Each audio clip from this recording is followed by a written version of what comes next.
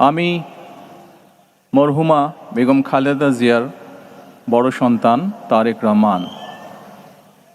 আমি আজকে এখানে উপস্থিত সকল ভাইয়েরা এবং বোনেরা যারা উপস্থিত আছেন,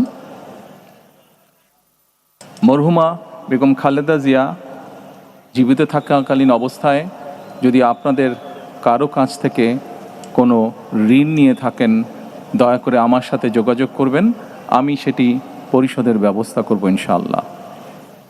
একই সাথে উনি জীবিত থাকাকালীন অবস্থায় ওনার কোনো ব্যবহারে, ওনার কোনো কথায় যদি কেউ আঘাত পেয়ে থাকেন, তাহলে মরহুমার পক্ষ থেকে আমি আপনাদের কাছে ক্ষমা প্রার্থী। দোয়া করবেন আল্লাহ তাআলা যাতে ওনাকে বেহেশত দান করেন।